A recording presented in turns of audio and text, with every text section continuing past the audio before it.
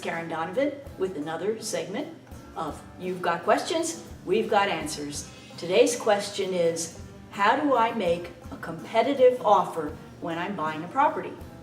I wrote down 4 points that will help you to make a competitive offer when you're buying a property. And sellers, keep this in mind when you're negotiating with the buyer so that you can determine the best strategy for you.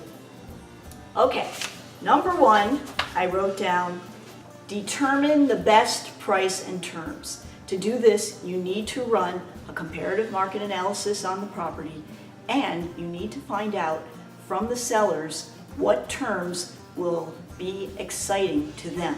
And number 2, submit your offer. And when you do this, make sure that you present your offer in its best light. If the seller is in a rush, make sure you have a quick closing date. If the seller needs more time, make sure that you give them the time. Also, make sure that you have your pre-approval letter and submit that when you do submit your offer. Step number 3, negotiate your offer.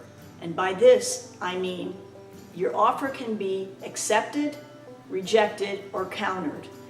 You can continue to counter until your offer is fully accepted or rejected if that's the case. But make sure that you both parties, the seller and the buyer, sign the contracts so that you will have a fully executed contract once you have agreed on the price and terms.